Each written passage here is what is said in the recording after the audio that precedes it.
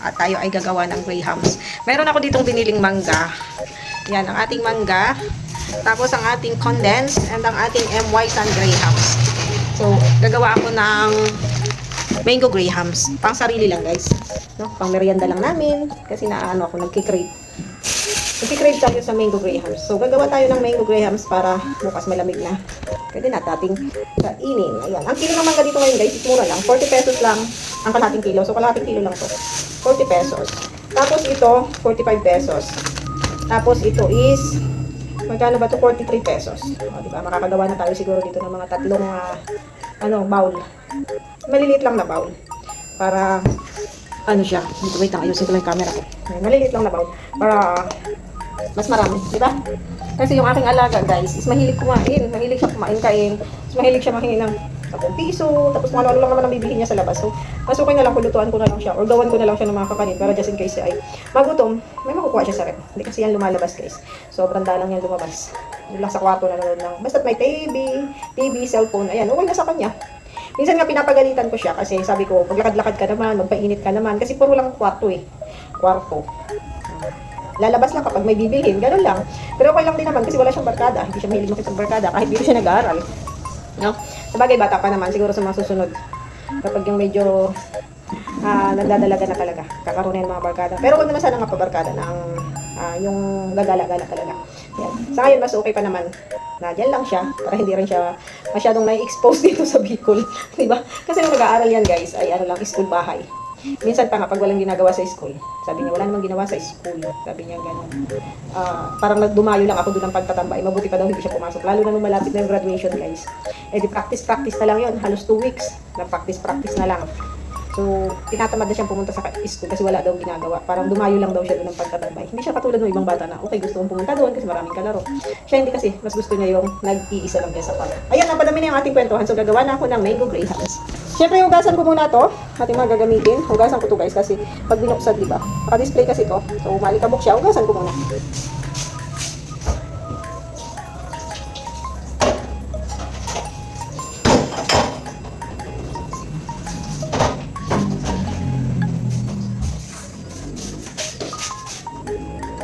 So, yan, dalawa lang tong aking hiniwa.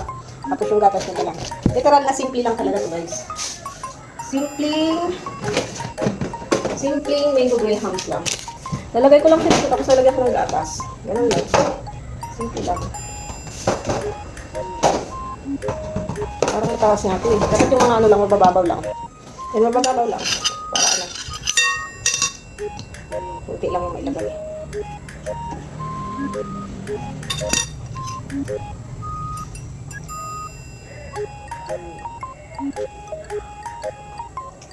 Asim ako, guys.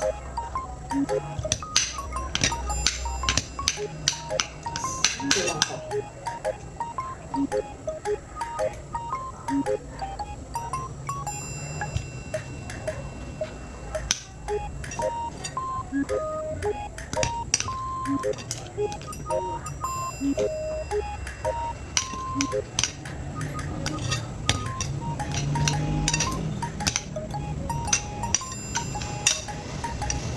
Naasim ako.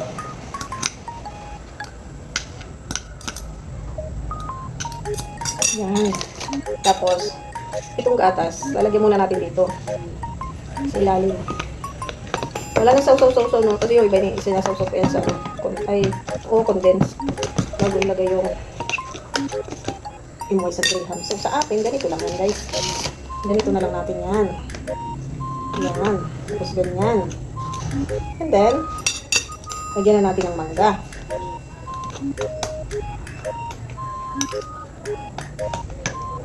Ayan. Tapos, lagyan ulit natin siya ng gatas.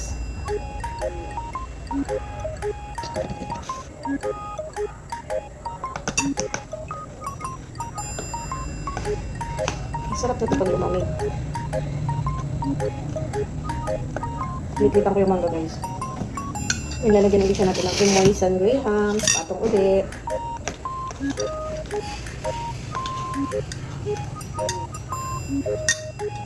Tapos, mango ulit. Maliit lang yung MY Sun grahams. Then, gatas ulit. Di ba? Papakasimple.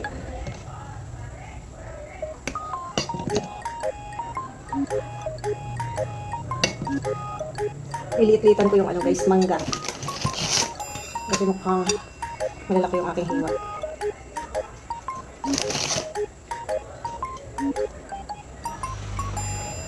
Okay.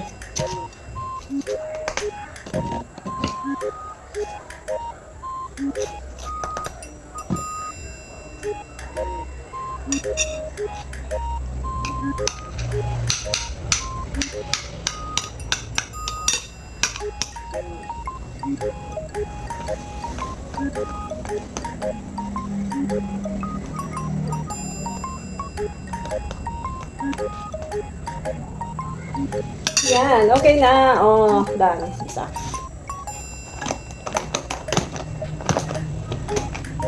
Okay, oh, tingnan nga. Parang masarap na rin, ano? Sarap na yan. Pag lumamig yan, guys. Okay na yan. Yan, isa. Next, another one. Ganun ulit proseso.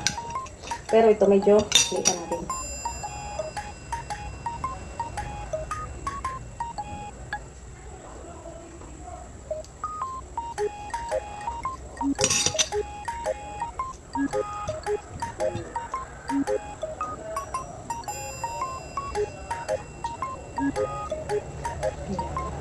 Nakakasim talaga.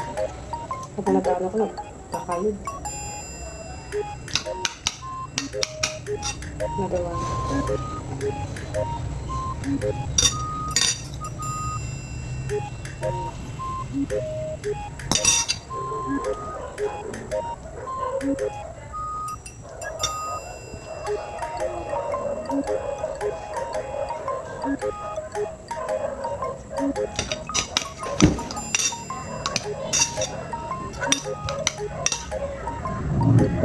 So, lalagyan naman natin ito ng mga gatas, syempre.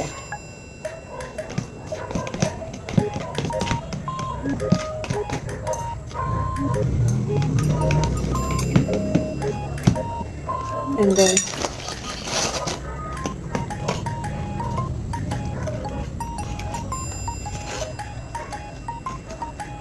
ay, mas maliit to guys kasi hindi kasya.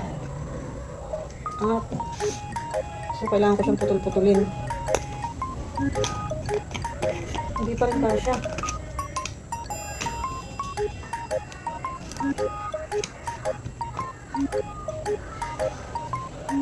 Dapat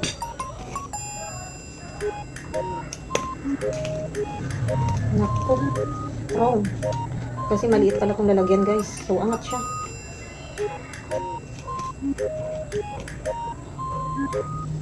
Hindi siya kasya.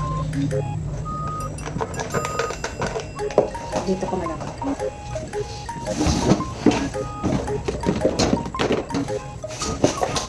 O dito na lang.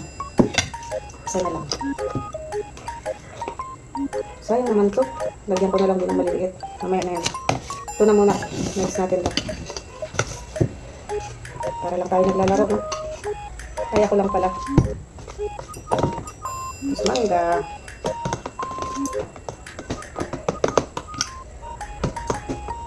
Okay, syempre ang ating grahams. Emulsion grahams. Baka naman.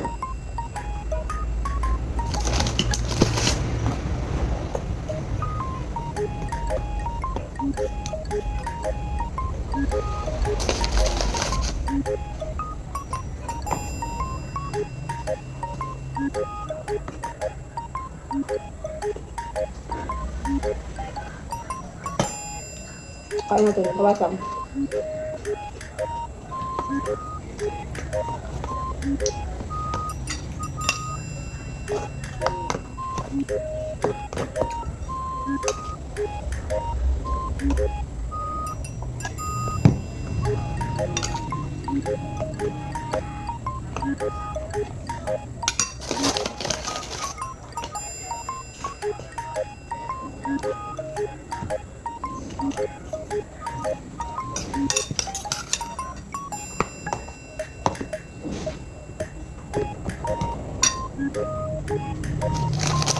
Wala na sa hindi na lang.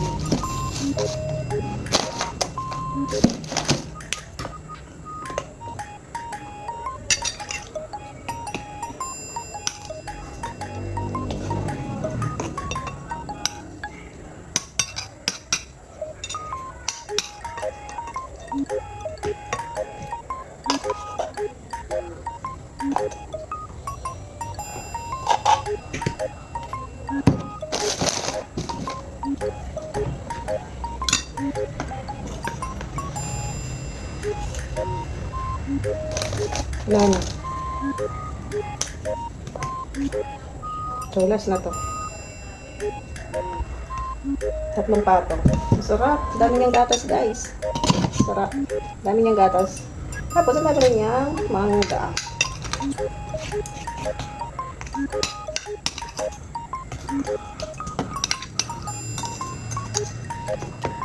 Diba?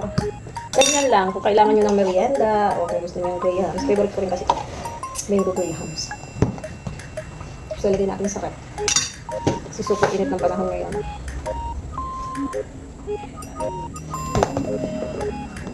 Ayan na siya, pangalawa. And ang ating unang ginawa, ayan. Mango grahams. Simple mango grahams. And then, syempre may isa pa dito. Tuloy na natin ito. Ibuhos na natin lahat dito yung natitirang mangga. At itong grahams na to. Hindi ma-arch na ayos. Konti na lang. Ibuhos na natin ito.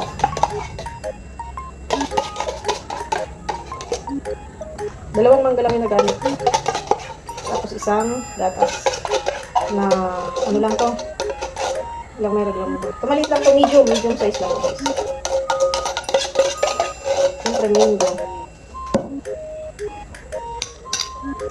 Next time gagawa naman tayo ng ice candy. Ay, magbibinta ako ng ice candy guys. So gagawa tayo ng ice candy.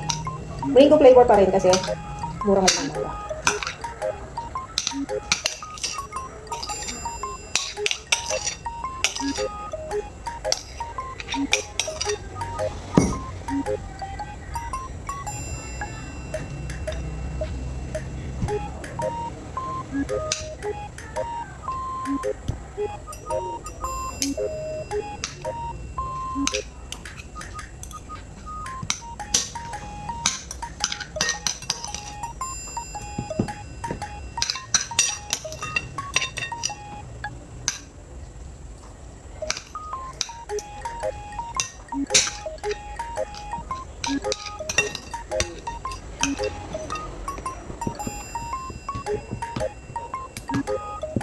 Okay, I'm done.